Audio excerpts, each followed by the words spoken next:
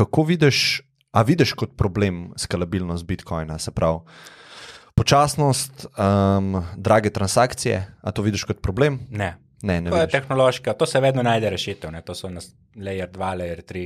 No, saj to.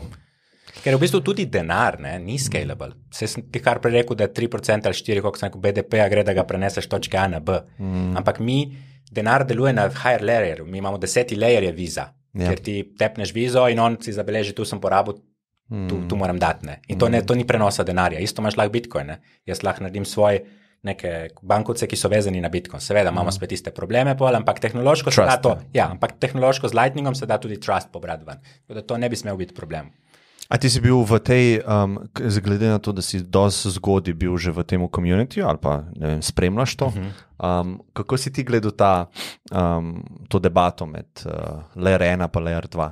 Pa če lahko v bistvu upišeš to, kaj je layer 1, kaj je layer 2, o čem smo govorili? Prvo, jaz sem bil zgodan, ampak jaz sem to 2011 naredil svoj job in sem pol šel delati druge stvari v lifeu in nisem spremljal Bitcoina do 2017, niti ceno, niti nič. Takrat se je začelo dogajati, takrat sem šele prišel not, tako da nisem bil vse čas zraven. Se takrat je bil glih ta fork, ja. Ja, in kaj si tukaj rekel, da... Kako si ti gledal to debato, ki si videl, na kateri strani si bil, na kateri strani si zdaj?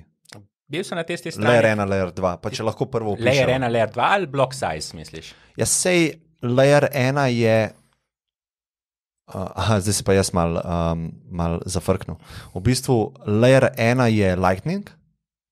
To je layer 2. Layer 2. Kaj pa layer 1? Bitcoin blockchain. No sej, layer 1 je pol povišajmo block size na blockchainu direktno, ne? Se pravi, kje boš delal scalability? A boš delal na layerju 1, a boš delal na layerju 2? Ja. Layer 1 je spremenil bom blockchain, spremenil bom pravila, layer 2 je pa nekaj zgradim okoli tega. Okoli tega, ja. Tisti core ostane nespremenjen, tam pa gradim tako sem mislil. Ja. Se pravi, prvo že sam vibe, ne? Tisti, ki so hoteli višji blok, vidiš, da so bili malo deranged, mislim, tako, vidiš, da pušajo ima neko narativo, čut se veš, ko to nekdo hoče skemat, v večini primerov vidiš, ne? Vidiš, da je neki od zadaj, da neki ni, ne? Pravi, to je že psihološko, lahko rečemo, se da hitro videti, da tu je ta Roger Ver, ne vem, če veš, je ful to pušil, pa vidiš, da je neki izgubil svoj ground, ne? Ja, pa on je bil tudi tukaj v Sloveniji, je bil ful povezan s temi Enigma. Neki so imeli, ja. Tako da tukaj že to vidiš, da ok. Tako da tudi, če ne bi imel tehnične ekspertize, se mi zdi, da tukaj vidiš, da je neki bolj stabilno to, kar govorijo in argumentirajo druga stran. In zdaj, kar se tiče same inženirskega pogleda, ne, se mi zdi nasplošno simplicity zmaga. Ne. Enostavnost zmaga. Vsak koncept, dizajn, arhitektura, ki je enostavna, ima večjo verjetnost, da bo preživela kot nekaj, ki postaja kompleksno in bloated. Ne.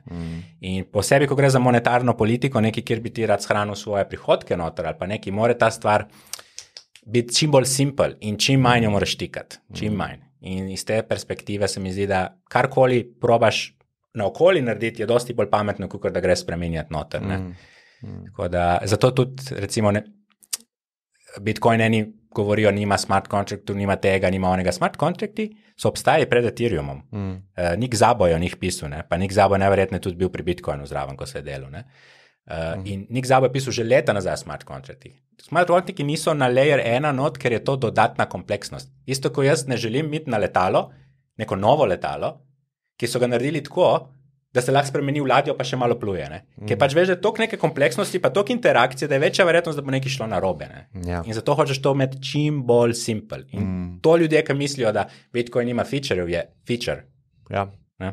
Ker je trden, resilient in... Ja, se veš sam tudi verjetno pri dizajnu isti koncepti ali pa bilo kje v inženirstvu, simplicity vedno zmaga, kar se tiče. Ne? Ja, končal si takrat pri dizajnu, ki nič več ne moraš odstraniti. Ali pa v mojem primeru, ko delam s pixli, nič več ne moram spremeniti. Po mojem mnenju. Ko gledam to, karkoli bom premaknil za en pixel, bo slabš kot prejšnjo stanje. Ja. Takrat sem ga skončal dizajn. Ne? Ja. To je pač nekako. Ja. In ja, simplicity je v core tukaj noter ta koncept. Ne? Ja. Ne, sej jaz sem tudi vesel, jaz sem tudi na tej strani, ne, mislim, sej ne zdi se mi sploh možno, da bi nekdo bil na drugi strani, ampak očitno so bili, ne. Coinbase recimo je bil, ne? Ja. Coinbase je bil zelo, pa tudi Coinbase je zelo pro Ethereum, oni imajo full Ethereuma recimo, več kot Bitcoina, pa recimo toliko so pušali, ne, za to, kao zaradi transakcij, zdaj pa recimo Lightninga niso implementirali, ne. Tako da pač te so vedno neki užaljeni ego tipa power tripi, ki bi rad nekdo neki po svoje naredil, pa ne more, ne. Ja. In takrat so tudi recimo Bitcoin Cash tako listali, pa se veš, kako je bila cena, neko je skoraj, Ja. ki so pač probali, ne, to je na nek način, zato tudi se mi zdi, da je pol Bitcoin šel to gor, po tem vsem mesu, Ko je preživel to. ker je preživel to in folk je videl, wow, ne, tle pa folk res ne jebe, ne. Ne, to je bil en res tak, v zgodovini Bitcoina bo to prav en tak moment, ki je bilo tako ključno. Ali bo šlo v to smer, ali bo to šlo v to smer. In da je to preživel, je vsem nadaljnim forkom dal nekaj vedeti, ne?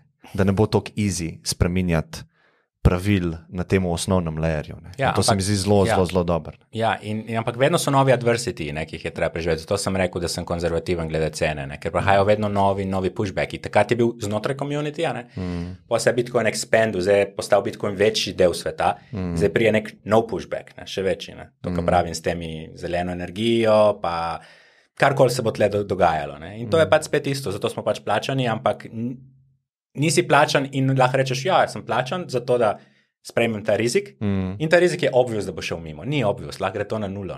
Lih zato dejansko je tukaj ta incentive, ne? Ker dejansko ni obvious, da ne bo stvar propadla. Ja, ni obvious, ja. A imaš full node doma? Ne. Pustim Jaz sem glih zdaj, sem pred 2 tedni ga. Ja. Imaš v bistvu Umbrel, je ena firma, ker ti v bistvu cel kit proda. In ti ga v bistvu sestaviš.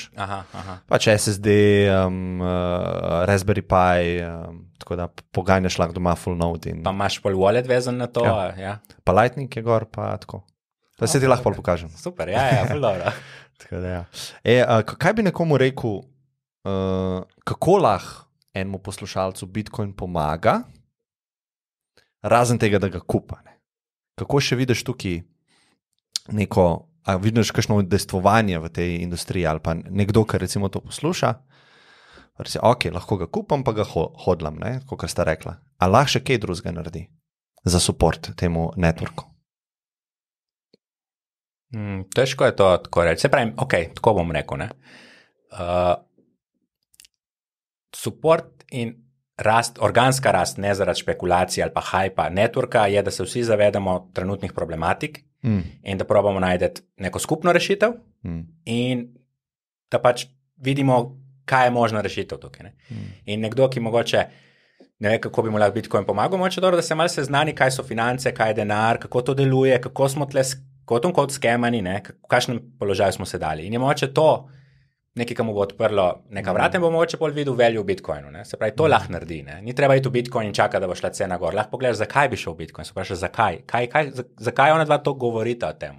Kaj se dogaja v družbi? Ne? Poglej, kaj se dogaja s tiskanjem denarja, poglej, kaj se dogaja z vsemi temi, ne vem, finančne pomoči, ki talajo naokoli.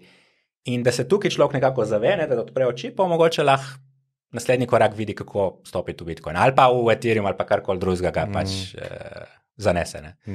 A Ethereum nimaš nič? Ne.